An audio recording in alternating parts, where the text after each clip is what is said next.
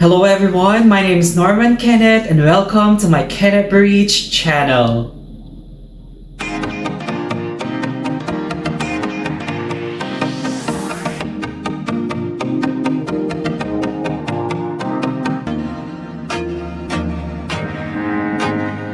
So for today's video, I would just like to share with you regarding my Schengen visa application. So before anything else, just a little background. I am a Filipino citizen currently residing in the United Arab Emirates and currently working in the private sector. And regardless being an expat, this did not hinder me to apply for the Schengen visa. I know for a person like me who belongs to the third world country, there would be a lot of difficulty and requirements, particularly in planning to have a tour in the Schengen area or any part of Europe. However, I'm so blessed that I have been granted for a visa in the Schengen area. And of course, to return this favor, I would just like also to help my fellow nationalities with regard to my journey in the application of the Schengen visa. Particularly for those people who are currently residing in the United Arab Emirates. So I have here my notes for references, and these are purely based on my researches by watching videos, searching in the internet, and etc. So without further ado, let's get it started. So first and foremost, of course, you have to identify the visa type that you are applying. So you have to be very clear with your purpose of visit. Is it for tourism, for medical, for study, and whatnot? In my case, I am a traveler, so I definitely choose the tourist visa. And secondly, of course, you have to plan and decide the place you are going to visit because this will determine where you would apply for your visa. And if you are going to more than one country in the Schengen area, there is a policy that you should apply where you will stay the longest. But if you have some equal days of your stays, you will apply the visa wherein you will be first arriving. And then next step is, of course, you have to check where you can apply for a visa. There are instances that you're going to the embassy to apply for a visa, but most you are being assigned to a visa application center, or they call it as a VAC. So when I applied for the Schengen visa, I was designated to the VAC. Since I am living in Abu Dhabi, I have to apply here in Abu Dhabi. But those people who are living in Dubai, they can only apply in Dubai. So you have to better check all the necessary things about this matter. And of course, after this one, you have to prepare all your documents. This is the most integral part because this is already your application.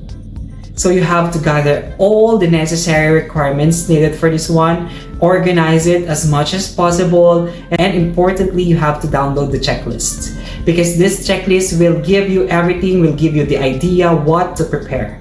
And of course, you should not be forgetting also to download your application form or the online of the application form. So in my next video, I'll be explaining with you what are the requirements and about this application form. But this time, I'm just giving some tips on how to apply for the Schengen visa. And then after this one, after gathering all the requirements and documents, you have to book your appointment. You have to set your time, your schedule, the day of this one. Then after booking your appointment, you have to print the confirmation and you'll be needing this one later on. There would be some fees like packages that you can avail in this booking appointment. After booking your appointment, you are now ready to go and visit the application center. And here you're going to present all the documents that you have gathered, your requirements, and you are also required to take your biometrics in this place. So basically, they will get your fingerprints and collect your photo. And then after you submitted all the requirements, this is not the end. You have to track your application. So the visa center that you have applied for, they will of course notify you on how it's going through, like it's already been processed or it has been already finalized.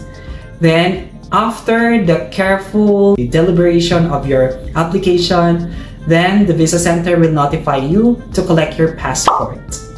So there are also options for collection of passport.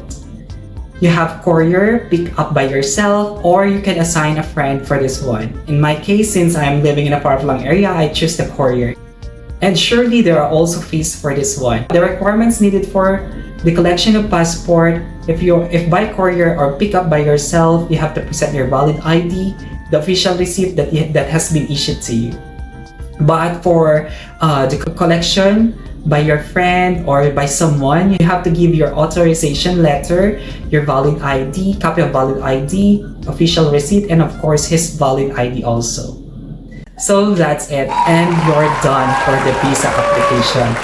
And when you have chosen your country to visit, it's an important reminder that you should also check all the requirements needed upon arrival or before arrival. There might be some cases or updates that they are implementing. We'll never know. As a reflection or in general, it's really important that you have to be well knowledgeable on things. You just don't go for applications. What I did is that I also watched YouTube videos, I also gathered information in the internet, and of course asked some friends who could help me in the application.